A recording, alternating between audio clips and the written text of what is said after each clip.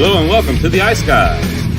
This is the show that takes you into the world of the National Hockey League. Every game, every day, from a betting perspective. With pro sports handicappers, Ian Cameron, Alex P. Smith, and various guests from the world of hockey and sports betting. And now, here's your host, Ian Cameron. Welcome to the Ice Guys, a Beantown Friday edition of the Ice Guys, Friday, December the 29th, sponsored, of course, by Boston Hemp Inc. Ian Cameron with you and joining us once again because his debut was just, he hit a home run in his debut, and we brought him back, and he'll be on with us a lot in the new year as well. Matt Robinson is back joining me here on this Friday edition of the show. Matt, it's good to be with you, and I got to give you props. You were prepared last time you were on. Your analysis was great.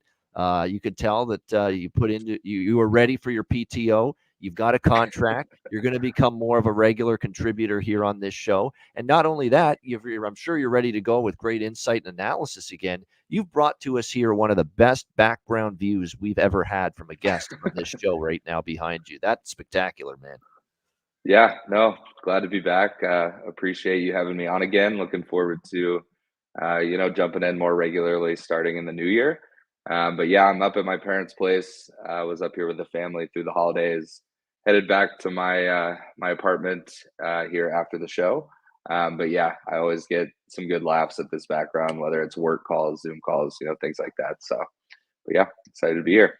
Now, just based on the background, that place where your folks have this spot, it screams tranquility and peace, and just relax and just have some good old more quiet time. Get away from the hustle and bustle and the noise of a bigger city environment. I'm sure you love it when you get to go out there, right? Yeah, for sure. And they're on a golf course, so in the summertime, obviously great golf, and then. Honestly, this is the least snow that's ever been up here. Last year, there was probably 10 or 15 feet of snow outside.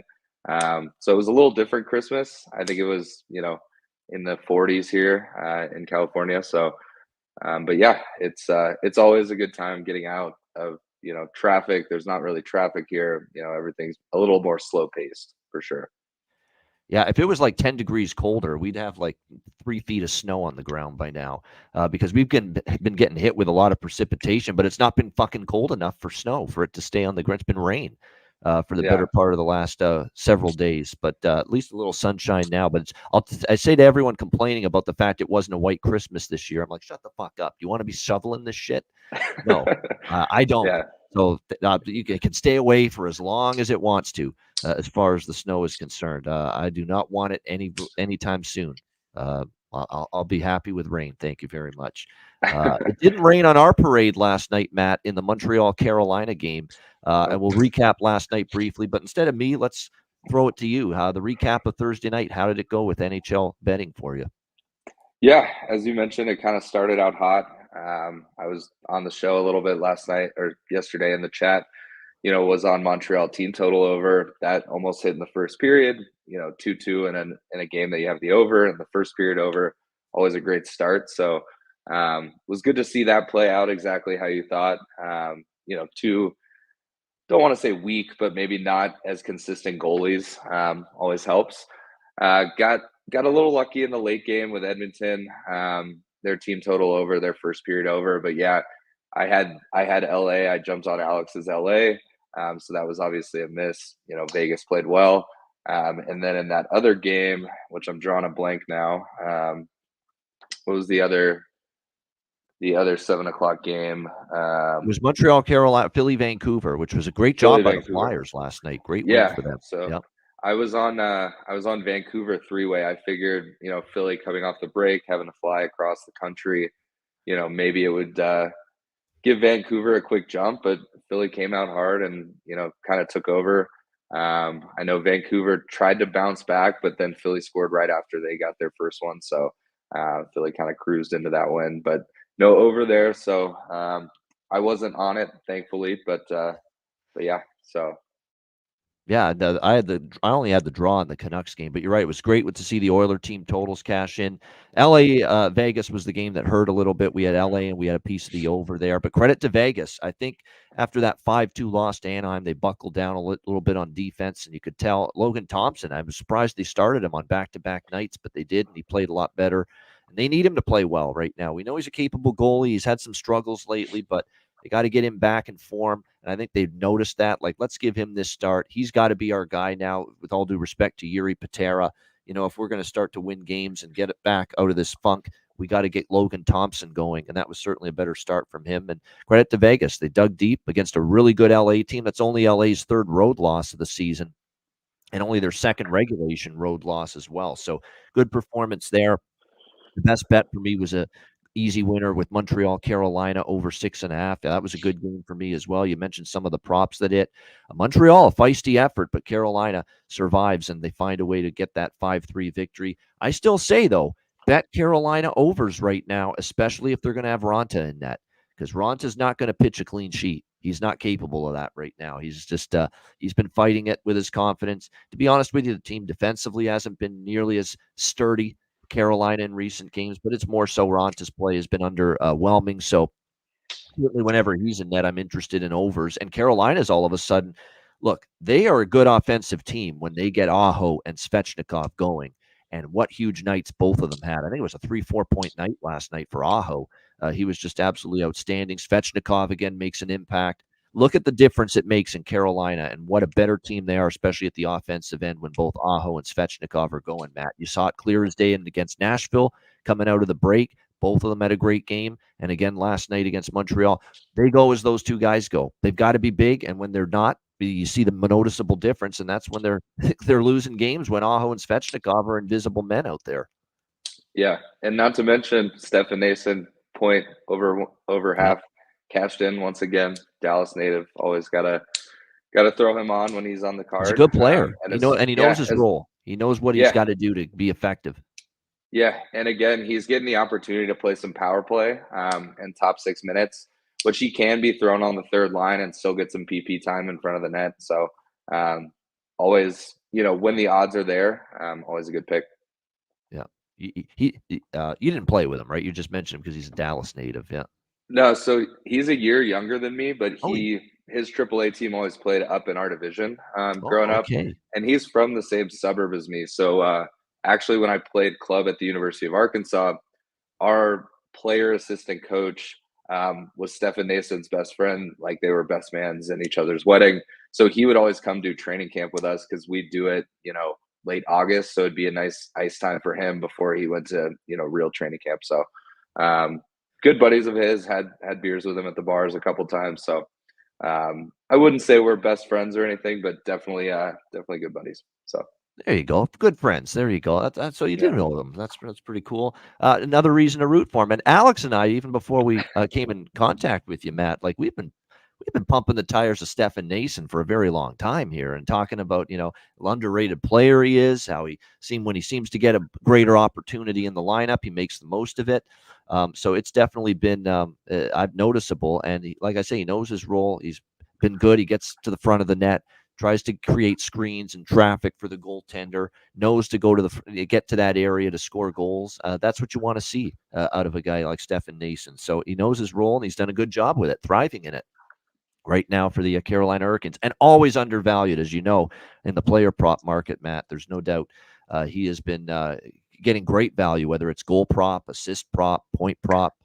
There's been great value to back Stefan Nason. And yeah, I didn't say it off the top, but I always want to throw out that this is former college and semi-pro hockey player Matt Robinson. So we do like to think, because of that hockey background, that he knows what he's talking about. Right, Matt? That's what we'll tell him. Yeah, exactly. Works for me. And Alex, look who's in the chat here. Alex I B. just saw Smith, good to see you, my friend. He's back in Chicago. He'll be back on this show on Sunday, on the New Year's Eve edition, which we are starting an hour earlier, 11 a.m. Eastern, 10 a.m. Central, 8 a.m. Pacific on Sunday morning. So make sure you join us for that. We want to get all the games talked about, plus the Winter Classic, and all before the NFL starts. So that's why we're starting the Sunday show an hour earlier, 11 a.m. Eastern. Happy birthday to Alex's mom as well. So there we go. She made the bet apparently for Alex B. Smith's bargain bin special of the night. Oh, very good. Yeah. Mama Smith. I love it. We'll see what she's uncovered here as far as anytime goal prop here for Alex's bargain bin. But happy birthday to Alex's mom. And of course, he's in Chicago back home with her and the fam right now. And he'll be back on Sunday on New Year's Eve. All right, let's get into the Friday card. We will begin, and it's a big one again, 9 games. It's a very big, I think it's 9 games in the NHL each of the next 3 days. Yeah, identical 9-game NHL slates today, tomorrow, and on New Year's Eve on Sunday. So pretty sizable betting cards in the NHL for the next 3 days, the last 3 days of 2023. So we'll begin with Toronto and Columbus. We've got the Leafs minus 200 road favorites, 7 being the total in this game. Not at all shocked to see a total of 7 here in this game with the Leafs and the Jackets, especially when you see Ilya Samsonov confirmed in net. And I don't know, part of me is the Leafs are probably going to really want to dig in defensively, play their butts off in their own zone for this guy because they know he's been battling struggles. They know he's been battling, confidence and mental, anguish, if you will, because he has had some mental health, issues in the past. And obviously when you're struggling like he is, those are going to come back here. But at the same point in time, Ilya Samsonov's not helping himself. There's been games when, it's not really a product of defensive breakdowns where the puck goes in. He's just got to make the save, and he's not. Some of those goals against Buffalo, the last time we saw Ilya Samsonov, were dreadful. Just dreadful goals that had no business going in. Obviously, you hope for his sake and his own confidence and well-being, he's able to get it back and find his form again. But until that happens, I'm a little bit leery of, obviously Toronto and or unders involving the Leafs right now. We'll see how he fares here. Elvis Merzlikins in net for Columbus. What a horrible loss that was for them against New Jersey. Not because they played badly. They played a solid road game well enough to win. But it's that they're up 3-2, Matt, and they give up the kind of goal that bad, wretched hockey teams give up in a spot like that. Like, you're trying to close out this game. There's less than 2 minutes to go. Secure the damn point on the road and get the shit to overtime at the very least. And instead, you're letting Luke Hughes just do a traipse through the neutral zone, not a single body or stick in the lane or in his way to impede him. He does a coast-to-coast job from New Jersey's own zone to the defensive zone and rips it past Merzlikins. About just shoddy defending as you could ask for from the Jackets, ties the game, and of course the rest is history. Timo Meier gets the overtime winner for New Jersey in overtime. So just an awful way to lose for the Columbus Blue Jackets. They've now lost 3 in a row as well with that tough loss against New Jersey out of the break. Toronto's come back down to earth a little bit. They've lost 3 of their last 4 as well. They had the 2-0 lead against Ottawa, and then I think typical Toronto, right?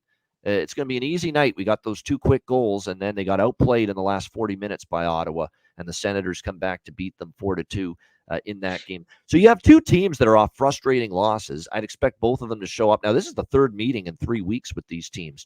Columbus raced out to that 5-0 lead in Toronto a couple weeks ago. We remember that. Toronto comes all the way back with that crazy 3rd period to tie it. One of the miracle draw bets I will ever cash, that Leaf Blue Jacket game in that one. Although the Colorado-Arizona game the other night rivals that. I mean, I thought that draw was dead too, and somehow comes all the way back and cashes there. And of course, Columbus, all that effort by Toronto to come back in that game at home against Columbus, 5-0 down, tie at 5-5, still only to lose in overtime. Typical Leafs to do that, tease everybody, and then they still lose in overtime.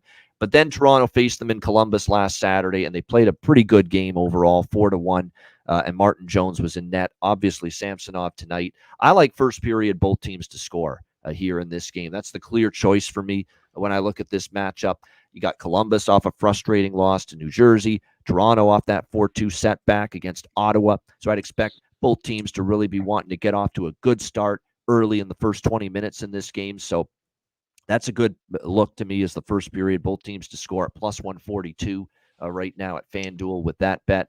I'm going to probably look for a live over. I'm not going to bet the over at 7 at pregame. We'll look for something better in-game, at least 6.5 or better as far as the total goes. And I'm also going to get back to the well with a draw involving the Toronto Maple Leafs here because I'd expect this to be a close game.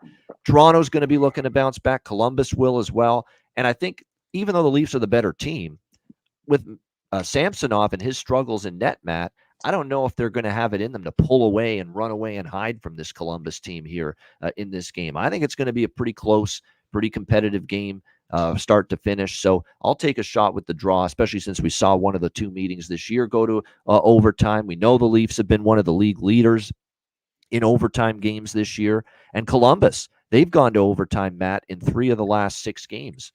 Entering this matchup. So the draw here, I'm going to take a shot with that in this game as well. And at FanDuel, you can find that here at plus 420. I knew the price was good. Yeah, plus 420 with the draw in this game. I think it's well worth a look. Matt, what do you like here? Leafs Jackets. Yeah, no, I tend to agree with you on the both teams score early. I think both are coming off frustrating losses, as you mentioned. They'll be coming out hot. And again, sort of like the Carolina game, I don't think either goaltender, has been outstanding all year. I know Columbus gives up a ton of shots. One of the props I love here is Matthews to score twice is plus 400. When he scores 1, he scores 2, it seems like more often than not. And also I think Nyes, is plus 220 anytime goal scorer. So I like that as well. I tend to agree with you on living the over, given that it's 7. But I also, this could be a 3-3 draw game, even a 4-4 draw game. So I may dabble with it pregame, or definitely if there's no goals the first couple minutes of the game, jump on that as well. Right, good stuff. I want to throw out this question that someone has in the chat for Matt from Nolan Hart. Did you ever know a Jazz Hayden in Plano, Texas? I did. My little brother actually played for him. Maybe like Squirt or Pee Wee. He was a Dallas hockey coach, so definitely know the name and know him pretty well. All right, there you go. Great question. And there you go. See, you had an inkling that there was a connection there with you and that person. So there you go. Great stuff. And yeah, I noticed Matt's younger brother found me on social media. So we've got the whole Robinson clan now part of the Ice Guys family. Apparently, all the brothers are involved. At least your youngest brother Ryan is, who's at Arizona State, right? He's still playing there. Yeah, he plays hockey down at Arizona State. So. Has he run into Eddie Lack? I wonder, because I know Eddie Lack, our buddy here, a friend of the show, goes to a lot of the games there at the Mullet. The Coyotes, I know. I don't know about Arizona State, but I know he goes to the Coyote games there. Yeah, I think he would run into him quite a bit. I think he does some work with the ASU goalies as well as the Coyotes. Really? Yeah. So, wow. I think they've met a bunch of times. So. Good stuff. Eddie's been on this show a bunch. Avid bettor as well right now in his retirement days. So and all around good guy, funny guy as well. No doubt about that. We have some laughs every time Eddie Lax on the Ice Guys show with us. All right, Nashville, Detroit. We got the Red Wings minus 115 home favorites, 6.5 the total in this one. Detroit. We know they've had their issues, of course, mostly defensively. During this little rough patch they've been on, 1-6 in their last 7 games. And it's really been all not keeping the puck out of their own nets, the big cause. 4 allowed to Anaheim, 5 to Winnipeg, 6 to Philly. In that game, they somehow gave up a huge lead and ended up surviving and rescuing themselves with a shootout win against the Flyers. They lose 3-2 to New Jersey, and then another bad defensive night against Minnesota, losing 6-3 the first game out of the break. But those were all James Reimer starts for the most part. James Reimer's really had a tough time. You can tell he's just not played very well in between the pipes here this recent.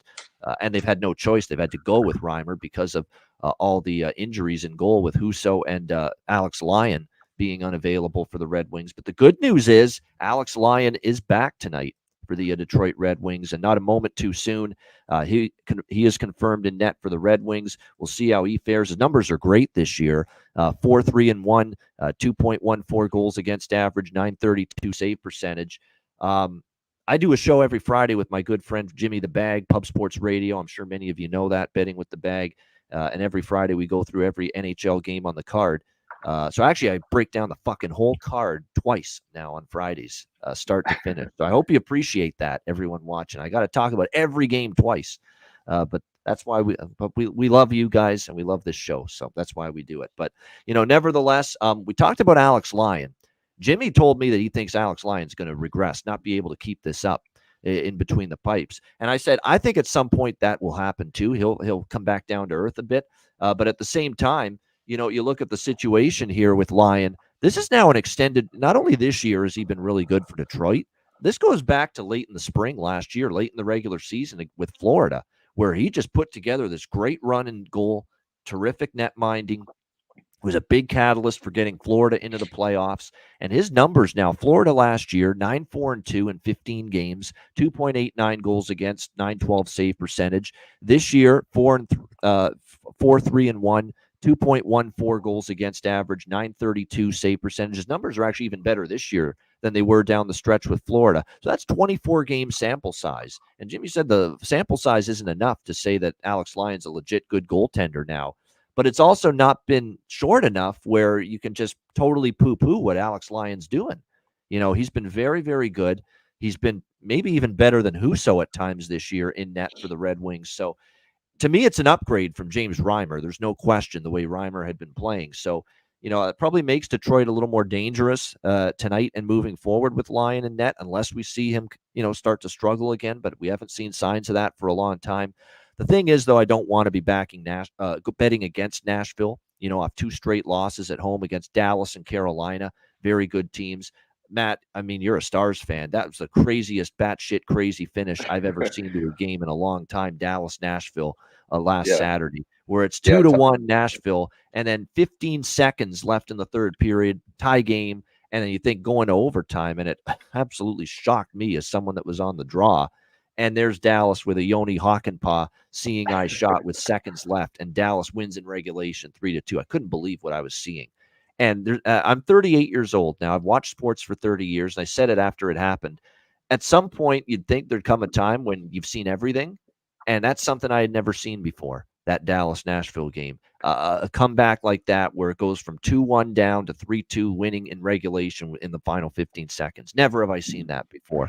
Crazy finish. So Nashville loses that. They lose to Carolina out of the break. I'd expect a really strong effort from Nashville here tonight. So I don't really have much on this game other than maybe a slight lean to the Predators, but nothing significant, no official play. What do you think, other than some props? But I'll mention those after we hear from Matt. What do you think here, Nashville-Detroit?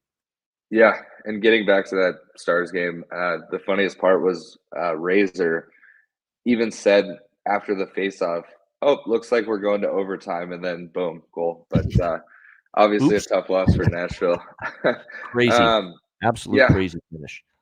I don't love a lot in this game, and again, this is very, very rare for me. I saw it in the chat a couple times, but I do kind of lean towards the under. If Lyon does play well and Saros puts on a good game, I mean, I think their last game against each other was 2-1. I know both teams can score and light it up, but you know, maybe they get off to a semi-slow start, and then, you know, under 6.5 looks really nice. To contradict that, I also, because of the offensive threat on both ends, I kind of like the first period over. So we'll see what the value is there. I may dabble with the first period over, but then take the game under, see if we can get 2 in the first, and then things slow down. So, but yeah, don't really feel confident one way or the other. I saw in the chat, I think Nashville being a dog, a lot of the money will be on Nashville, which makes me want to go Detroit. But yeah, I mean, Detroit at home, I kind of lean towards Detroit, but not enough to take anything on this game. I actually lean to the under too. It feels like that classic Ian likes the under, bet the over spot, because you know my track record with unders is absolutely positively fucking brutal. But nevertheless, if I were to look at an under, you know, honestly, I would consider it tonight, especially with Saros off the 5-goal allowance against Carolina, and Lyon and net, who's been arguably the best goalie for Detroit this year, and plus 3 straight unders with the head-to-head series, Predators and Red Wings, 3 consecutive unders going into tonight. So that makes some sense to me. But as far as props go, there's 2 that stand. Patty Kane, you got to go with right now. Patrick Kane is just a red-hot commodity at the moment for the Red Wings. He cannot be stopped. Is anyone complaining anymore about Patrick Kane? He shut those critics up pretty quickly. 5 goals and 7 points for Sir Patrick Kane in the last 4 games. So I think you just got to go with the hot hand there from a prop standpoint. And then for Nashville, not only is he producing right now, and he's been great with the top line of Forsberg and O'Reilly, but why not the former Red Wing against his old team? Gustav Nyquist. Gus Nyquist here tonight for Nashville. He scored 2 goals in the last 3 games. He has points in 3 straight games as well for the Nashville Predators. So those are my favorite props on either side here. Kane for the Red Wings, Nyquist here for the Nashville Predators against a team that he played the majority of his career with, the Detroit Red Wings. So a couple of props that I do like there in that matchup. All right, Rangers and Panthers. We've got Florida minus 145, home favorite, 6 the total, shaded to the over. This is an interesting game. Should be a good one. Both teams playing well. Florida gets back home after a pretty tough road trip for them. It didn't go great going 2-3 on that road trip, but they get back home. They get Hofered, as I like to say, by the St. Louis Blues. 4-1, the Panthers lost to the Blues, and Joel Hofer was phenomenal. It was his best game of the season until I turned around and watched what he did to Matt's Dallas Stars the other night, where Joel Hofer played very well again, getting the victory for the Blues over the Stars. So I don't want to criticize Florida too much for losing that game, the way Hofer's played in net here for the Blues the last couple, but they bounced back after that. Those were 2 games that were definitely circled, Matt, on Florida's schedule. Vegas, the team that beat them in the Stanley Cup final last year, and then, of course, a rival, the Tampa Bay Lightning. And you knew that they would be up for those 2 games, and they played really good both games, deserving to win both games. 4-2 over Vegas, 3-2 against Tampa Bay. Outplayed, outchanced, outshot the Lightning and the Golden Knights in those games. So back-to-back wins for Florida. We'll see if they can make it 3 in a row here, but the Rangers will not be easy. They're 5-1 in the last 6 games. Rangers are playing well. What I like about the Rangers is they're getting contributions from everybody, but obviously Artemi Panarin, he's been absolutely outstanding this year. 46 points, tied for 4th in the NHL in points, 6th in goals with 19. And he has 15 games with multi-point games, 15 multi-point games this year for the Rangers. The bread man, Artemi Panarin, he has been excellent. Chris Kreider's been good. Zibanejad's got it rolling. Vincent Trocheck, all of a sudden, is really starting to get his offensive game going a bit for the Rangers. And I like him too. This is one of his former teams. So you talk about that angle. Vincent Trocheck, former member of the Florida Panthers, also centering the number 1 power play tonight for the Rangers in this game. So I think there's a good opportunity to bet some Trocheck props tonight, facing his old team, the team he started his NHL career with as well. So good prop game. Nothing on the side for me. Florida at minus 145, no thanks. I actually lean the Rangers a little bit. Now, Jonathan Quick is in net, but at the same point in time, he's been great. He could continue this for a long time, but I think this is going to be a little bit of a tougher matchup. Florida's really started to get their offensive game in gear. There's a high volume of shots and chances the last 4 or 5 games, and while the puck didn't go in against Calgary, Vancouver, St. Louis, some of those games, we finally saw the puck go in for them against Vegas and Tampa in the last 2. So if you look at expected goals for, Florida's up there. So I think eventually you're going to see the goals go in for them. I think that happens tonight a little bit. I think the Rangers can punch in some goals too, because their offensive form's been excellent lately, no question. You look at what the Rangers have done here during this streak of 5-1 in their last 6. 5 goals against Washington, 4 against Buffalo, 3 against Edmonton, 5 against Toronto. So they are scoring goals in bunches right now. And as John Massey, the Ranger fan in our chat, points out, somehow 10-0 to the over in the last 10 meetings between the Rangers and Panthers. These teams get together, there's goals, goals, goals. And it's not just, barely getting over the total in a lot of these games. We've seen 6-5, we've seen 5-4, 6-2, 5-3. But at the very minimum, we've seen 5-2 and 4-3 between these 2 teams in 9 straight games. So I like over 6 here, minus 120 with the Rangers and the Panthers. What do you think here in this one, Matt? Rangers, Panthers. Yeah, I love the over. I've seen it at 6.5 on some books, but I would still probably take it at that. As you mentioned, Quick's been great all year. He did give up 4 in his last outing. He had a good win against LA, but then his other win was against the Ducks, who have obviously been struggling. I think Florida kind of gets their legs going. They are at home. I think I would lean Rangers. Obviously, the sides would be a lot different if it was in New York, but don't really like either side. I think there's going to be goals on both ends, even though both goalies have been playing well. So yeah, my only play on this game is the over, and if it does stay at 6, I'm guessing you get pretty good juice on the first period over as well, so I'll probably jump on that as well. All right, so definitely we like full game over, first period over as well. Matt, interested in that here in this game. I'll mention Alex's card later in best bet. He's got a couple other bets as well, plus his bargain bin, which his mom handpicked. So we will get to those later in the show. But yeah, as far as props go tonight, Sam Reinhart just continues to, to be on an absolute tear for them, no question. So can't argue with that. Like I said, I like the angle of Vincent Trocheck against his old team. You could take your pick between Kreider, Panarin, Zibanejad. Even Blake Wheeler has stepped up his offensive game on that top line lately for the New York Rangers. Lafreniere's got goals in 2 of the last 4 games, points in 3 of the last 4 games as well. So definitely some good prop opportunities here in a game where we think we should see some offense with those 2 teams. All right, New Jersey, Ottawa. We've got the Devils minus 115 road favorites, 7 the total, shaded to the under. New Jersey, there's still something not right with this team. If you just watch them, they go in lapses. They don't play 60 strong minutes. They have lapses. They have periods of the game where their offense goes MIA. They stop attacking. They have periods in the game where they're breaking down and giving up the puck and turning it over, and bad defensive posture, defensive coverage in their own zone. I mean, they're just all over the map, New Jersey. Their record is still solid, and it's actually been a pretty decent stretch for them, 6-4 of their last 10, back-to-back wins as well. But it's none of these wins have been fluid or easy. You know, there's always pockets of the game where they don't look phenomenal. And we even saw it against Columbus. You know, a couple of those goals were gift wrapped for just horrendous defensive play by the Devils against New Jersey in that game, or by the Devils against the Blue Jackets in that game. And they're very fortunate. Columbus is pretty much even more inept than New Jersey at times defensively to give that lead away in the 3rd period and then end up losing in overtime 4-3. So New Jersey bounces back.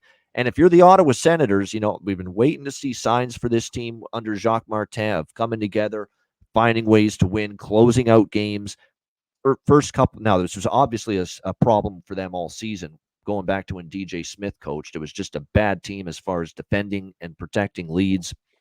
They've lost so many games where they had a lead, and it led to the coaching change. And the first 2 games with Jacques Martin, Daniel Alfredsson behind the bench, it was more of the same. They had the 3-0 lead against Arizona. They ended up losing 4-3. They had the lead at one time against Colorado, 4-2. They give up 4 unanswered. They lose 6-4. They have the lead against Pittsburgh at home. They blow that lead. It goes to overtime. This time, Ottawa rescues themselves with Stützle winning it in OT. They flipped the script against Toronto, where they actually had a bad start for a change, down 2-0, and they found a way to come back. They get the 4-2 win. But you're starting to see pieces of their game improve.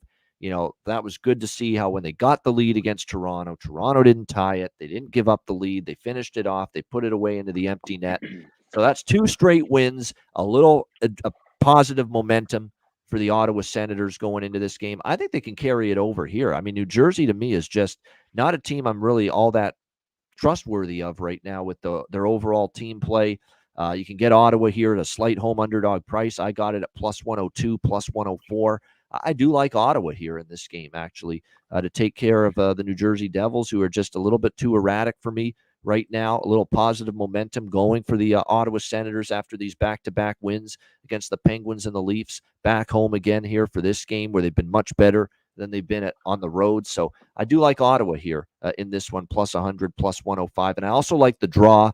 I just can't ignore this series history with these 2 teams, which has been very, very heavy to close games and games going past regulation. 5 of the last 8 head-to-head meetings with the Devils and the Senators have gone past regulation. So for me, Ottawa plus 104, 102, slight home underdog. I'm on Ottawa and also the draw here. And again, a pretty solid price with that in the plus 360 range. What do you think here in this one, Matt? New Jersey, Ottawa. Yeah, I tend to agree. I think New Jersey is too inconsistent for me to really know. You know, they could win this game 7-1 or lose 7-1. I have no clue, which does make me lean Ottawa a bit. I'll probably stay off the side. I love the over here, even at 7. You know, they're both top 10 in the league in scoring, but they're both bottom 3 or 4 in the league in goals against. Similar to the Carolina-Montreal game, neither goalie has been super impressive, and it hasn't, you know, necessarily always fallen on them individually. But again, there's games. New Jersey to me looks like they're at a Sunday skate, which does bring goals for them, but they're not defensively responsible. I think Ottawa's kind of rolling. I think both teams are playing, well coming into the game. So, I wouldn't be surprised that if both teams score in the first. I even am seeing on Bovada over 2.5 for the first period. So I'm at plus 180. So I may jump on that. I feel like there's good value. I think it could easily be 2-1 after the first, 3-1 even. So I expect a lot of goals. Not really sure, what side they're going to be coming from, but yeah. Yeah, I think the first period, both teams to score is worth a look. I like the one in the Toronto game a little bit more, but I could make a good case for it here as well. The first period, both teams to score. And I as well might look at a live over, just like with the Toronto game, wait for a 6.5 to show up and then maybe get involved. But just pregame for me, Ottawa and the draw in this one. And like I said, I might grab a little first period, both teams to score. As far as props go, Josh Norris, Drake Batherson, really heating up for both of these teams. Don't be fooled by Josh Norris's offensive output being off the score sheet, snapping his point streak against Toronto. The guy had 1 million chances, and I think he hit the post in one of the shots he had against Toronto. So I wouldn't shy away from Josh Norris. He's been noticeable. He's been good lately. Drake Batherson definitely is on a roll right now for them as well. He's just on a goal-scoring and point-scoring streak right now. 3 goals and 5 points in the last just 3 games alone. So there's a couple of good props to me on the Ottawa side of things with Norris and with Batherson. And then for New Jersey going into this game, with Luke Hughes getting #1 power play time, his minutes are increasing, his point production's increasing. He scored, of course, the tying goal the other night. Keep an eye on that. We've seen Michael McLeod chip in depth scoring lately. Our guy from Newfoundland, Dawson Mercer's heating up again. He's got 5 points in the last 3 games, 2 goals and 3 assists as well in the last 3. So if I had to pick a couple of top player props on either side, probably Batherson, Norris for Ottawa, and probably Mercer and McLeod for the New Jersey Devils. I mean, Hughes you could never say is a bad decision, but you don't get the value with Jack Hughes you do for some of those other players on the New Jersey Devils. Jimmy Murphy, here he is. With us here on the Beantown Friday edition of the Ice Guys. Jimmy, a belated Merry Christmas. How was the holiday season for you? And I'm sure you spent a lot of it with Maddie. Yeah, same to you, my friend. Same to you. I hope you had a good one. Yeah, I was able to see her. I was with her on the 23rd and the 24th with my mom as well and my brother, so that was nice. And then my mom took off to Aruba to meet my sister down there, and that's why I'm here at my sister's place right now, dog sitting while they're down in Aruba. So lucky them, because the weather here sucks. I shouldn't complain though. It's not too cold. It's not snowing. I kind of I'll take the rain over the snow, Jimmy. That's what I said earlier on the show. At this time of year, brother, I don't mind the snow. A little snow at the holidays isn't bad, but yeah, I hear what you're saying. But yeah, everything's good. Everything's good. We just a great sports day and watching Notre Dame, my team. And just watched USA beat Czech in a shootout, and I've got Sweden, Canada on too. So great day to just kick back and watch some sports. You're absolutely right about that. It's one hell of a great sports day. There's no question. And you're definitely seeing it right now. There's bowl games left and right. There's obviously lots of World Junior hockey, NHL hockey tonight. There's basketball. There's everything going on right now. So it's a great time of year, no question. Before we get into your thoughts on the first few Friday games we've gotten into, Jimmy, just a status update on the team you cover, the Boston Bruins. I mean, clearly they didn't go into the break playing good hockey. It was probably one of the worst, 4 or 5 game stretches we've seen of this team in the regular season, at least in the last couple of years. But boy, they answered the bell against Buffalo coming out of the break. It was a much better performance. Where are things at right now in your mind with those Bruins? Well, look, I asked good conversation. Well, at Jim Montgomery's presser yesterday after practice, he gave me some great answers to my questions. And one of the questions I posed to him was, look, during that 4-game skid and even games before that, been for a while now, Ian, pretty much since Thanksgiving, since that Black Friday game when they got smoked by Detroit on home ice 5-2, they just have not been a consistent team. They have not been a tight team defensively. And I just said, what did you think of the way in the Buffalo game your team handled any potential momentum changes or any kind of lifts from the other side where Buffalo was starting to gain a bit of steam. And he said he thought they handled it better, but he still wasn't satisfied. He thinks it's still a work in progress. But the one thing he said, and in comparison to last year where they were just motoring over everybody, he used the term overwhelm. He said, we were the ones overwhelming everybody last year. Now we're getting overwhelmed, but they're not the only team. There's a lot of good teams. You saw Colorado blow a 4-0 lead to Arizona, and Vegas has blown a couple too. So a lot of good teams are having the same issues. And he said it's just something that's league wide and you got to adapt to. Last year, they were just kind of an exception to the new rule. And so his team's just learning, still a lot of new faces. They just called up Georgi Merkulov, who I highly suggest jumping on some props tomorrow, a point prop or even a goal prop. This kid's been ripping it up at the AHL level. Right. He's fourth leading scorer there in the AHL. I think he's got something like 30 points right now. He had 20 of those, I think, have come in the last 12 games. So he's on fire, and they need an offensive boost, and he'll be skating on the third line between Van Riemsdyk and Frederick tomorrow. So that's something to keep an eye on. I'm just seeing it. 30 points in 31 games for the Providence Bruins this year, down in the AHL for, it looks like the Georgi Merkulov. Yep, undrafted free agent out of Ohio State, but he is from Russia. Yep, there you go. So it looks like, a third line tomorrow night for him, for the Boston Bruins when they resume action tomorrow against the New Jersey Devils. So definitely maybe a prop opportunity. We'll have to keep an eye on that. Georgi Merkulov tomorrow night. Again, third line, maybe not top six, but still offensive punch brought to the table based on what he's doing at the AHL level. All right, rapid fire through some of the games we've talked about already. Jimmy, Toronto, Columbus, what do you like there? Give me a Jimmy Puck line. I like the Leafs to bounce back after that kind of disgusting second half of the game against Ottawa there, where they just sort of sat back and let Ottawa take it to them and lost. I think they answered the bell. They've been pretty good coming off a loss. I don't have the stats in front of me, but I feel like they've improved this year at doing that. So I like them on the puck line. All right, Nashville, Detroit.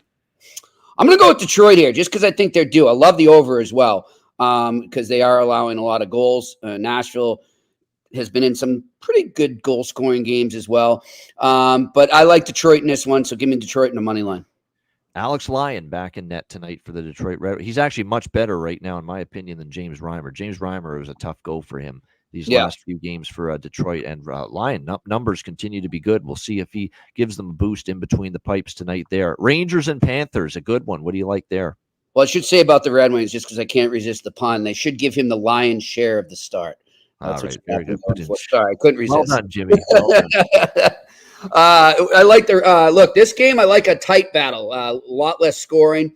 I could see a draw. I might sprinkle something on a draw. 10-0 to the over in the last 10 meetings between these two teams. I just the way they've been playing. I think Shesterkin too, guys. I mean, he had kind of been up and down. He was not himself for a while, right? But he seems to be coming back into form. So I'm going to go tonight, though. Quick and Bobrovsky tonight. Gut check with two good goalies. I like the under here. And if I had to pick a winner, I'd pick the Rangers. It's funny. We both kind of lean under in the Detroit game. You like over. We both really like the over in this game, and you like under. There we go. I like it. All right, New Jersey and Ottawa. What about this one? We like Ottawa, all right? I definitely like Ottawa. I love Ottawa here. I think Jersey's in a bad way right now. There's a lot of chatter going on right now. A lot of people I've been talking to, my sources, GMs and scouts, a lot of people around the game right now say they are talking to at least two teams right now about potentially a blockbuster trade. I've got my, if I was going to bet on what they might be doing, I'd look at the Anaheim Ducks and John Gibson. I think he could become a New Jersey Devil very soon, but we'll see what happens there. But they just can't do anything right now. So I'm going to go with Ottawa and the over in this. All right, Ottawa and the over. Yeah, we like goals here. I'm going to look for a live over probably in that game, and we'll see how it goes. All right, you're caught up. So here we go. Washington Capitals, New York Islanders. We've got the Islanders minus 150 home favorites, 5.5 the total in this game. You know what I'm doing here.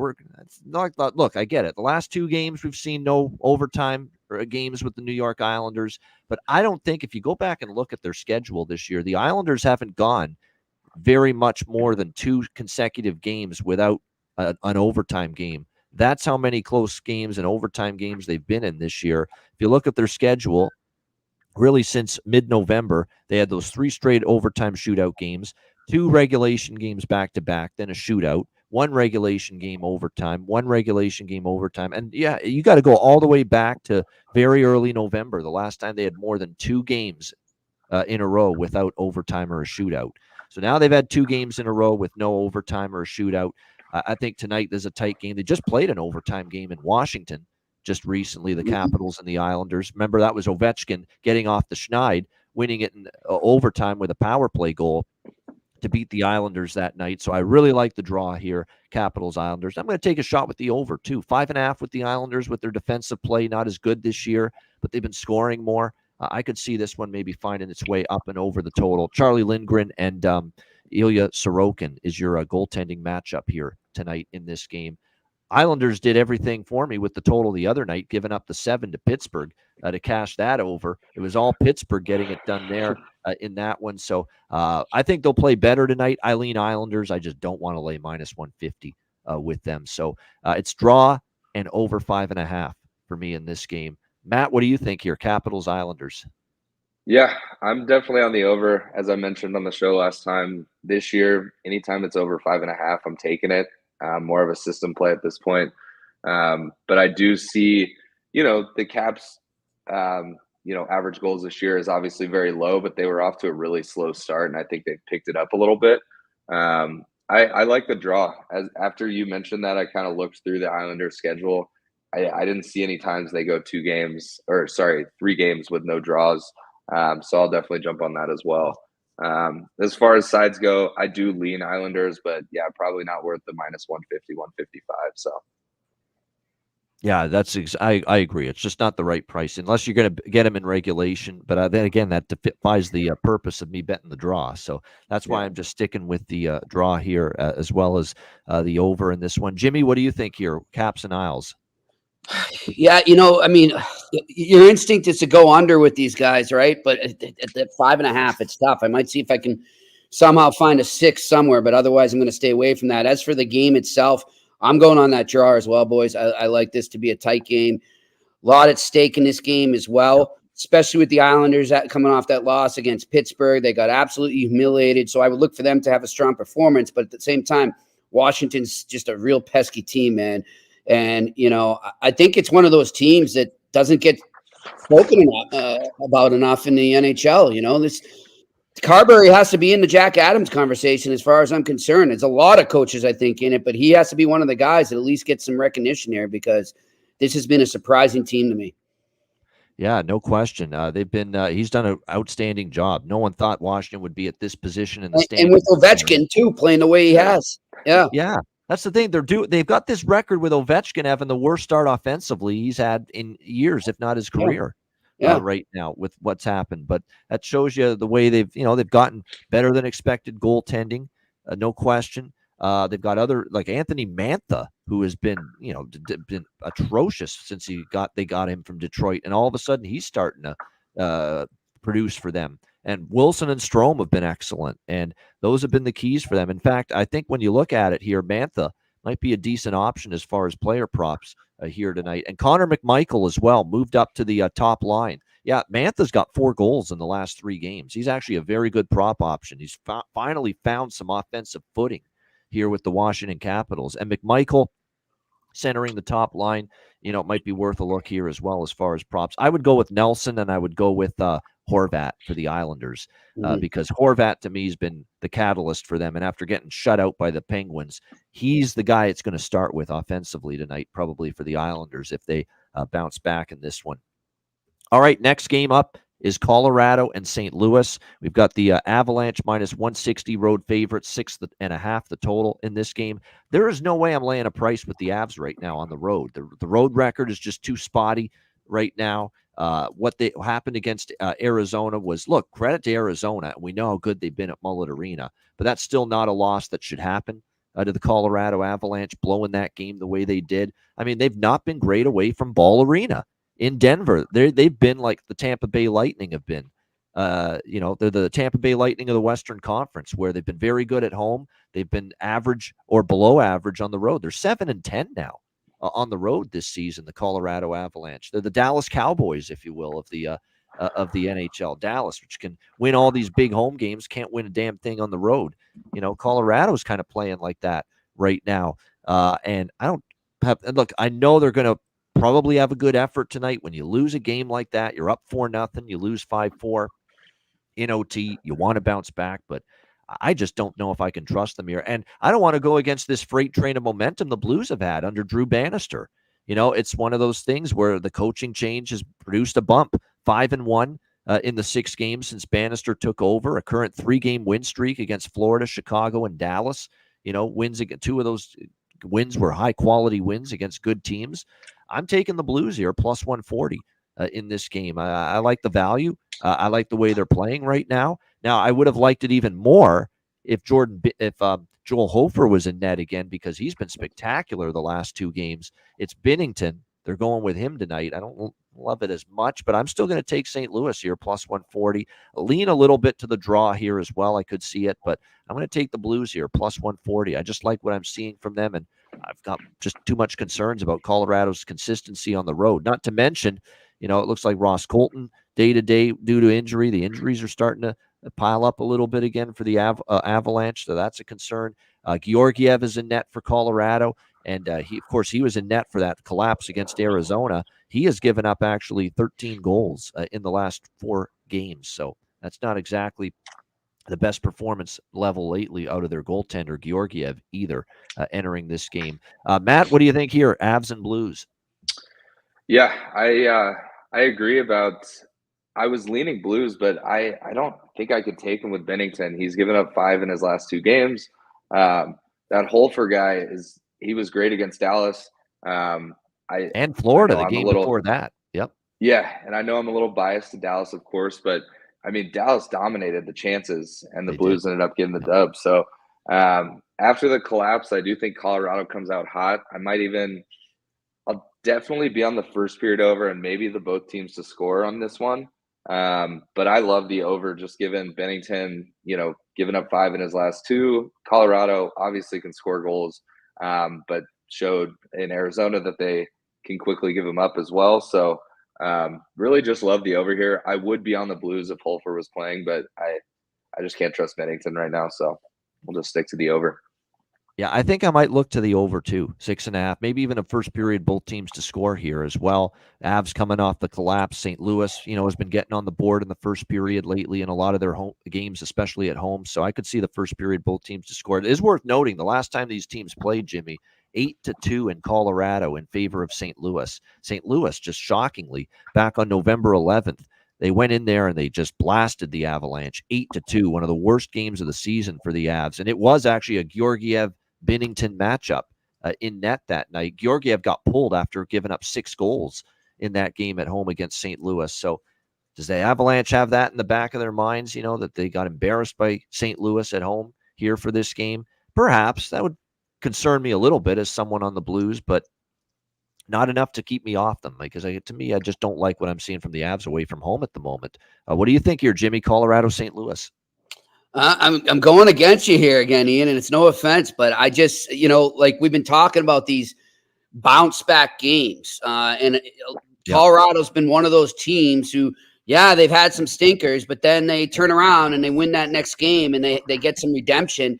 And now, good call by you. I wasn't even aware of that. That slipped my mind, that previous meeting they had. So it's a double redemption factor, I think, going here for the Colorado Avalanche, especially for the goalie.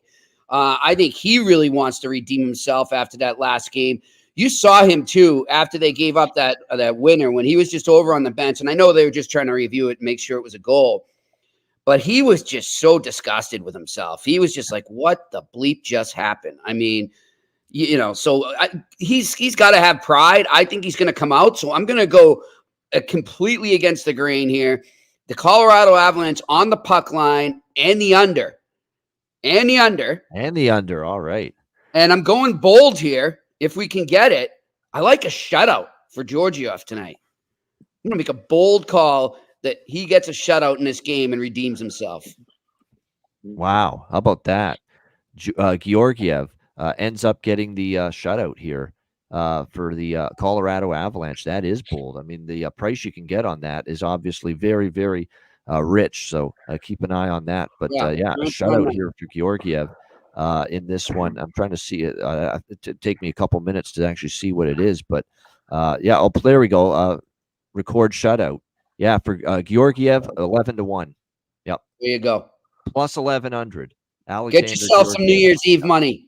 There you go. Wow. Step up to that bar and buy the whole place around. There you All go. right. Jameson's on Murph.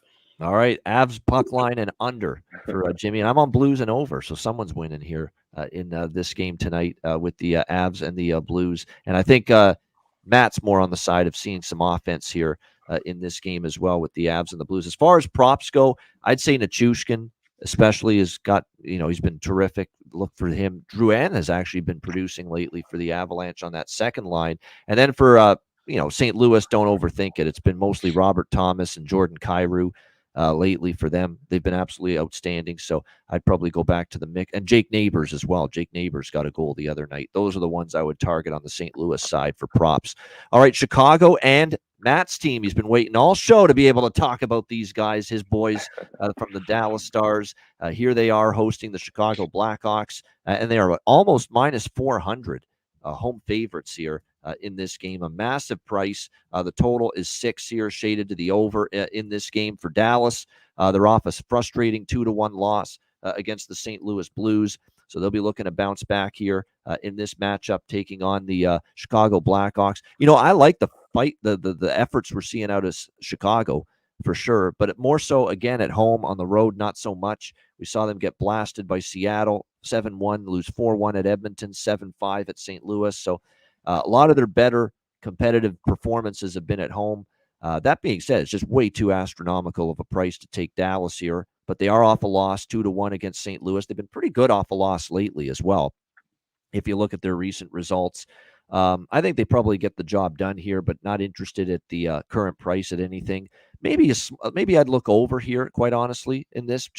I'd like it more with Soderblom in net, because the one thing I'll say is Mrazek's been pretty solid lately for Chicago. I thought he was really good against Winnipeg when they upset the Jets in overtime the other night, and he played well against Colorado when they beat the Avalanche at home. But again, those two games were at home. Chicago played better team game defensively at home. On the road, they kind of get away from that a little bit, Chicago. And normally I like to think when Dallas is off a low-scoring game and off a game where they only get one, with the firepower that I still believe they have with Pavelski and Hintz and Jason Robertson and Mason Marchment and Tyler Seguin and company, and Matt Duchene, of course, that are more than capable of bouncing back offensively. And let's be real, they had almost 40 shots against St. Louis the other night. They had their chances, and Hofer was just outstanding in net. Probably be difficult for Mrazek to have a performance like that here tonight. So the over 6, I can probably talk myself into that here in this game. Matt, what do you think here? Blackhawks and your Dallas Stars.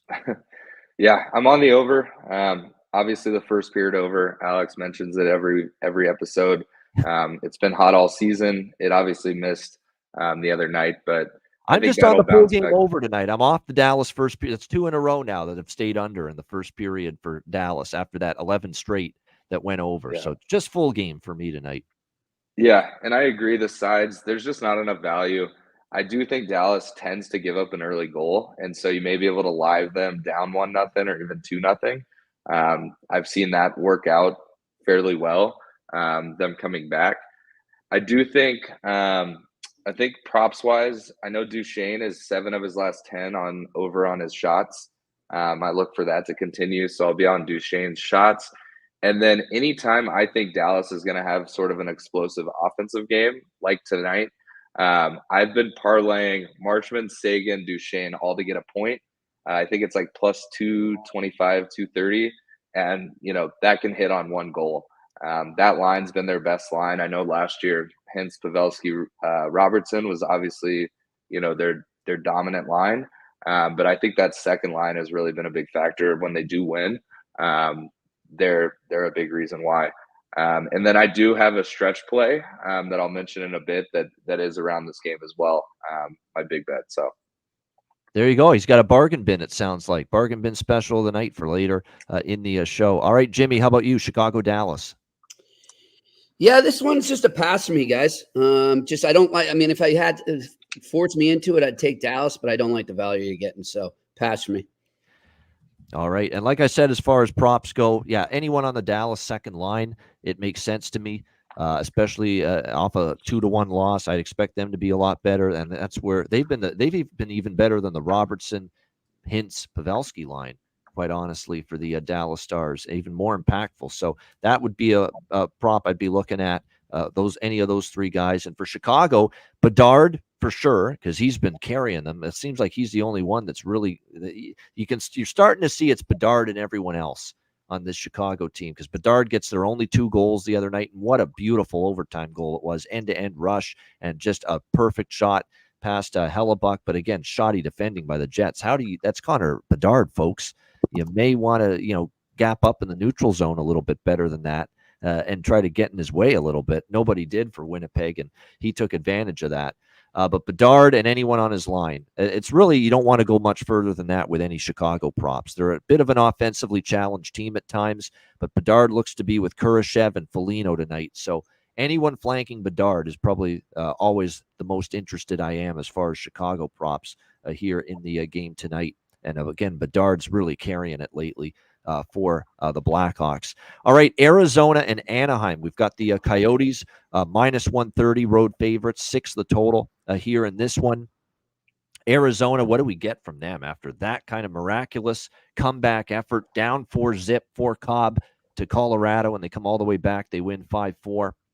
But now they've got to go on the road. And, man, there's so much evidence of this year, of these teams that are good at home, and they've just not been able to keep it going on the road. And Arizona's another. They're 12-5 at home. They're 6-11 on the road, the Coyotes. So can they take what they can do at Mullet Arena and this good play where they beat Colorado, they beat Ottawa, beat Buffalo, beat San Jose? They're 4-0 in their last 4 home games. But can they travel and take it with them on the road where they've obviously had more struggles? I'm not so sure. And to me, your buddy, and I know he was on the eye test recently with Jimmy and Pierre Maguire, Greg Cronin, head coach of the Anaheim Ducks. Yeah. I think this team's on its way to having a little bit of a run, put a little streak together. They had a great 5-2 win against Vegas a couple nights ago. They're finally healthy. McTavish is back in the lineup. Trevor Zegras is back in the lineup, and he's actually made an impact offensively since he's been back. And more importantly, this is the guy that they don't talk about enough. Everyone's talking about McTavish and Zegras being back. Start talking about Jamie Drysdale being back on that blue line. He is a huge difference maker. He is already so good at such a young age on that blue line, both ends of the ice, carrying the puck, starting the rush, good in his own zone positionally, makes right plays, doesn't panic, great poise with the puck as well. Patience and poise under pressure is what I like from Drysdale as well. And it just makes that blue line just so much better. And I think now that Anaheim's got all their pieces back and they're about as healthy as they've been in a long time, it wouldn't shock me to see them go on a run. I like them here as a slight home underdog tonight. Quack, quack. I'm taking Anaheim here, plus 110 in this one. I also have a smaller draw bet just because the series history is insane as far as overtime games. How about 1, 2, 3, 4, 5 of the last 10 games, 3 of the last 4 games head-to-head with these two teams have gone past regulation. So I'm on Anaheim plus 110 and a smaller piece of the draw here as well with the Coyotes and the Ducks tonight in this one. Total-wise, I do lean over a little bit, but I like the side of Anaheim more than that. What do you think here in this one, Matt? Arizona, Anaheim. Yeah, so I've seen the over at 6, and I've also seen it at 6.5. I probably will jump on it at 6. Maybe you get a push there. But I do like the draw as well. I could see it being a 3-3 game, maybe hit the over and the draw. I think both teams can score. And like you mentioned, the Ducks are playing a lot better.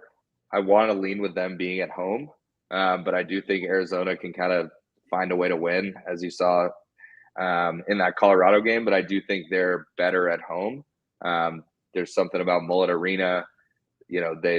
Other teams don't like to play there. It's a little different environment, things like that. So I'll probably just jump on the over and then sprinkle that draw as well, given that it's been 3 of the last 4. Good stuff there. Draw and liking the over as well in this one. Yes, I like Jamie Drysdale. Any props for him, even just point props? I agree with that. Assist prop for sure. I would look at Zegras potentially because he's been noticeable since it's like he's got a new he's been revitalized a little bit after that absence, and he's played well since he's been back. And certainly McTavish is always a threat. So there's some good options there for the Anaheim Ducks. And then for Arizona, Michelli, Keller has been good. Carcone's kind of slowed down, but definitely a couple of props of interest there for me on Arizona's side as well. But like I said, I think it's a great situation for Anaheim. And Anaheim's a team I'm looking to back now in the next week or two. They had that bad run. They're getting healthy. They get the positive boost of beating a good team like Vegas. And now they catch Arizona off the high of that comeback against Colorado. So I think it's a nice situation here for Anaheim tonight in this game. Jimmy, what do you think here? Coyotes, Ducks. I'm going to go Coyotes, and I already actually locked it in at 6, but if you can find a 6 out there, like Matt said, I'd jump on that as well. So Coyotes in the over here.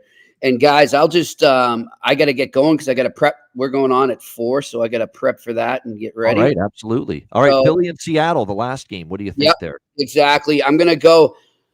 Man, what a win for Philly in Vancouver there. But I don't know, guys. I like the way Seattle's playing lately. It's kind of a toss-up for me, so I'm going to go with the draw in this one. So give me a draw in Philly, Seattle. I think you're reading my mail, Jimmy, because we'll get to that game, and you'll see in a moment after you leave, and you'll see that I do agree with that. I think it's that kind of game. It's going to be a real tight, cagey affair tonight with the Flyers and the Kraken. Jimmy, we'll let you go. Best bet, actually, for you before we let you go. Best bet is going to be my Colorado Avalanche puck line.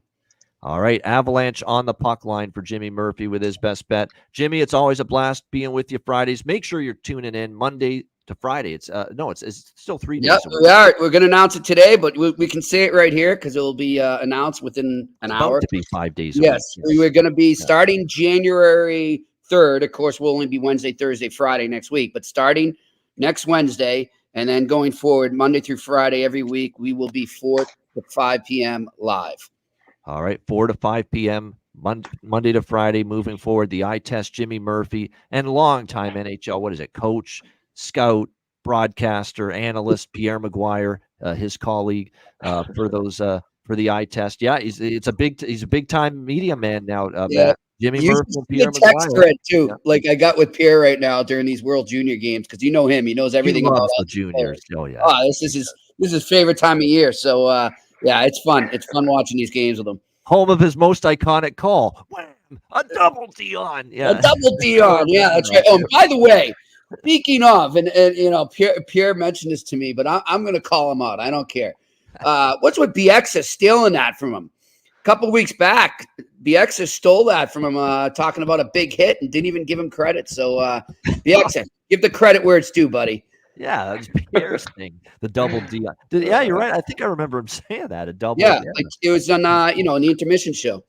Yep, I know that was Pierre's thing with one. I think it was one of the year. I think it was the Grand Forks, North Dakota. Yeah, that was a 2005 year. Yeah, that team was amazing. Wow. Yep, with probably the best junior team ever assembled. I think. Yep.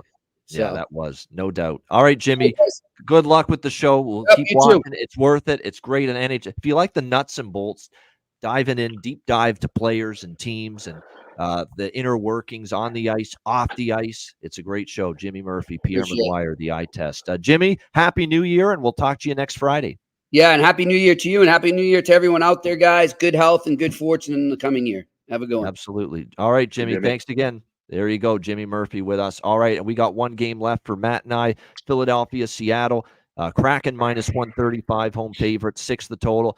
Jimmy said it. He likes the draw. I'm going to say it. I like the draw here in this game. I think it's an obvious draw candidate. Flyers, prior to last night, and I know last night they won by margin. Vancouver, that might be one of the worst games they'll play all year, though. Let's be real. I mean, that was a flat as a pancake performance there by the Canucks. Credit to Philly, though. Philly played solid, good road game. But prior to that, this Philly team had gone to overtime or a shootout in 4 of their last 6 games. You look at Seattle, they've gone to overtime or a shootout 2 of the last 5 games. But you can make a case that in their last 3 games, which they won, all of them could have gone to overtime. 2-1. Narrow margin against LA, 3-2 narrow margin against Anaheim, 2-1 against Calgary the other night. All of those games very close, getting to overtime or a shootout. So I don't love either side in this spot. There's a lot of people that are anti-Philly and saying this team can't keep this up. We got to fade them. They're going to regress. And all they do is they keep finding ways. So I'm not on that bandwagon of anti-Philly backers right now. That being said, I don't want to take them tonight after a huge win like that against Vancouver last night. Seattle with the rest advantage. And Seattle's won 3 in a row. They're playing better. I do want to caution people, though. Seattle's wins have really come on the backs of their outstanding goaltending. Decord, and then, of course, it was Chris Drieger returning for the first time, starting for the first time in 2 years, and he was outstanding against Calgary in that game the other night. So they're kind of winning. I don't want to say smoke and mirrors, but they've been outplayed in some of these games. They've won Seattle, but the goaltending has gotten it done for them. So a tricky game from a side perspective. I'm going to go with the draw here in this one. Matt, what do you think here? Philadelphia, Seattle. Yeah, I mean, after the other night, seeing Philly at plus 115, obviously you want to take it. It looks enticing, but I feel the same way. And we mentioned it last time I was on the show, but Joey Decord, he loves to go to OT, so I'm just going to hammer it. I'm going to ride the draw with you. All right, liking the draw. And then as far as props go, I'm going to go back to the well one more time with my Thomas Tatar, even though it didn't come through the other night. When we used the bargain bin for him. He's still playing with Beniers and Eberle. I'll take a shot with the value there for Thomas Tatar on that top line for Seattle. And for Philadelphia, I would say Morgan Frost, Owen Tippett. I think they're undervalued and the best looks there as far as player props. Farabee scored the other night, and he's a streaky player. So if you believe in that goal leading to a bit of an offensive surge for him, you could look at maybe some props for Joel Farabee tonight as well. Great stuff, Matt. Another A-plus performance by you on this show, and we'll try to get you on weekly or at least every 2 weeks moving forward in the new year. And because you're doing a great job, you got the hockey background, and we love having the guests when they've played the game, they've been in the dressing room scenario, and they can give us that kind of background and insight into the game. So Matt, awesome job once again, and hope you always enjoy these times you're joining us here on the show. The chat loves you. Yeah, absolutely. And thanks again for having me. I mean, it's always a great time. I like going through these games on my own anyway, so it just gives me a more perspective and allows me to double down on my thoughts as well as getting some contradicting thoughts. So always a pleasure. But don't wait till you get to join us for your the first of our betcasts in the new year, because I know you're looking forward to that. Live betcasts are fun, bar in a pub atmosphere, Matt. It's just we kick back, we're betting the games live, we're watching them, we're all commenting, we're all on the stream, a bunch of our viewers and listeners, along with me and Alex, and we drink copious amounts of beverage as well. Which we love about the betcast. So just a laid-back bar pub environment. We love the betcast, and we will be announcing our January betcast dates. The main betcast date for January, and maybe also one of our Patreon members only betcasts in January coming up next week. So make sure you stay tuned for that. And also make sure you're checking out and subscribing to patreon.com/iceguys, just $10 a month. All the content is there. Daily betting card, sides, totals, player props, goalie charts, totals charts, and more as far as content. We're going to have our impromptu live betcasts available for only Patreon members coming up starting in January. So all that and more. Make sure you're subscribed. Make sure you get in on that before the start of the new year. Just $10 per month. And again, your contributions as a Patreon member will help ensure this show keeps going for many years to come. Patreon.com/iceguys, just $10 per month. And also don't forget about the Ice Guys store. Get yourself some merch and some gear at iceguys.myspreadshop.com. All right, we got the bargain bin special of the night and best bets to wrap up the show in just a moment. But first, we'll hear from our Beantown Friday Ice Guys sponsor, Boston Hemp Inc.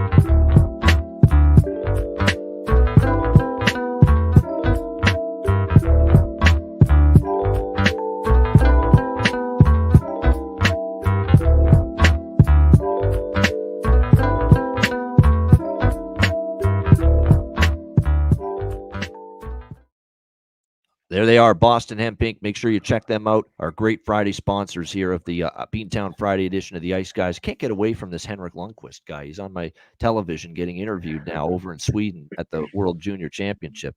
He's everywhere at TNT, MSG Network, and now obviously taking in the World Junior Hockey Championship back home. And always some of the best suits you'll ever see. Every single time as well with that guy. Unbelievable. Suits that are a little out of my price range. Let's put it that way. I got to keep winning bets, Matt, to get some suits like that. Yeah. We need some bargain bin wins to get those suits. So. Give me like 20 bargain bin wins in a row, and I'll finally be able to afford a Henrik Lundqvist vintage suit. So there you go. All right, great stuff. Speaking of great segue, man. You know the segues. I'm a master of segues. You just had one right there. Well done, because it's time for the bargain bin special of the night. Let's go to Alex first, because his is courtesy of his mom, Mama Smith, and she made the pick here for Alex's bargain bin special of the night. And for Alex's bargain bin special of the night, courtesy of his mother on her birthday, Alex's mom has picked Nick Foligno plus 400 for the Chicago Blackhawks as her bargain bin special of the night. And it makes sense. Like, it doesn't even matter how she came up with this decision. It actually makes sense. He's on the top line tonight with Connor Bedard, who has obviously been the catalyst for everything offensively lately for the Chicago Blackhawks. So I like the pick, believe it or not. I probably will put a bet on that myself prior to puck drop. Up there on the top line with number 98, Nick Foligno, Tricky Nicky Foligno, plus 400? Yeah, really good price for him with the Chicago Blackhawks. Bargain bin special of the night, courtesy of the birthday girl, Alex B. Smith's mom, here on this Friday. What do you got for us, Matt? Bargain bin special. Yeah, obviously going to stay in the same game with it being the Stars in Chicago. I think me and Alex will have to be going back and forth on Twitter or something. Yeah, because Dallas, Smack Chicago, whoever tonight. Loses this game. Yeah, yeah, and they play tonight, and then they play again on New Year's Eve, both in Dallas, which is you don't really get those back-to-backs both at home, so that'll be interesting. But yeah, so my bargain bin, I'm going to go with Thomas Harley to score anytime goal. It's plus 380. He's currently he's got 9 goals this year. I think as far as defensive scoring, it's just Quinn Hughes and Dahlin that have 10. So he's right there with 9. He's looked hot lately. He had that OT winner. He had the OT assist on Duchesne's winner. I look for him to score tonight. I hope they get a couple power plays. Again, I think it's going to be a high scoring game. So why not Thomas Harley tonight? I like it.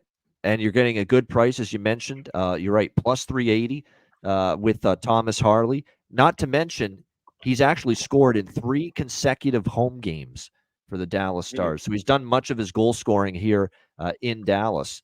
And obviously they return home tonight for this game. So there's a lot to like there. And you're right, 9 goals on the season for Thomas Harley, who has just been shooting the puck left and right and making an impact for this Stars team. So I like it. That's another one I like. I like your bargain bin special of the night as well. So Thomas Harley, Dallas Stars from Matt Robinson for his bargain bin special of the night. And again, you get pretty good price with that as well.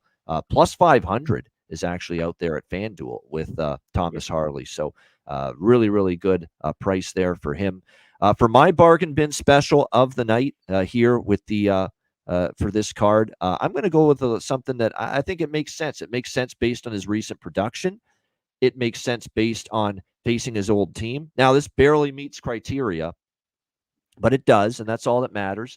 Let's go with Gustav Nyquist, Nashville Predators against his old team, the Detroit Red Wings, and he has goals in 2 of the last 3 games for Nashville. Plus 310 is the price, the best price out there. Gustav Nyquist, Nashville Predators, plus 310 for my bargain bin special of the night on this Friday NHL card.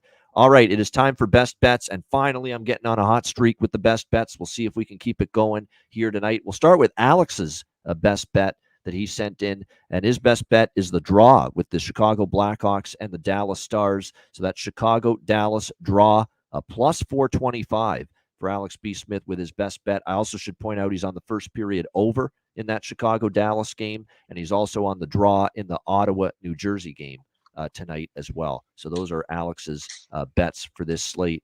Matt, what have you got for us? I believe you cashed your best bet last week. Great start to your best bet, first time on the show, and your first best bet cashes. What do you got for an encore tonight? Yeah, so I'm going to go with Stars Hawks over 6. So hopefully I can help Alex out. Maybe it'll be a 3-3 draw and go into overtime, and then Dallas will get the win, of course. But yeah, I'm going Stars Hawks over 6. All right, there it is. And Chicago Dallas over 6, minus 120 for Matt Robinson, his best bet. My best bet for this Friday card, it's also going to be an over, but it's going to be a different game. Rangers and Panthers. Let's go. I like that over here. Rangers Panthers over 6, minus 120. 10 straight overs head to head with the two teams. Both of them in good offensive form coming into tonight, and I think we've got a good chance to see that continue. So New York Rangers, Florida Panthers over 6, minus 120 for my best bet here for this Friday NHL card. And since the best bet is on a Florida Panthers game, I got to bust out the Panther. There we go. I love doing that Panther sound. It's good shit. All right. Awesome stuff. We appreciate it, Matt. Another outstanding job. We'll get you back on the show many times, of course, in the new year. Shout out to everyone in the chat. Hit the like button on the way out. A reminder, the Ice Guys is live 7 days a week, Monday to Friday, 2 p.m. Eastern, Saturday and Sunday, noon Eastern. If you can't watch the show live, download the Ice Guys podcast in audio form on all major podcast platforms. For Matt Robinson, and for Jimmy Murphy, who was with us earlier, make sure you're watching the Eye Test, his great show with Pierre Maguire and Jimmy Murphy. It's a great show. Make sure you tune into that. Support his great show that he's got going. I'm Ian Cameron. Have a great Friday. Enjoy the games and good luck. And we will talk to you again tomorrow on Saturday for another busy card. 9 games tomorrow. Join us then, noon Eastern on Saturday, for another edition of the Ice Guys.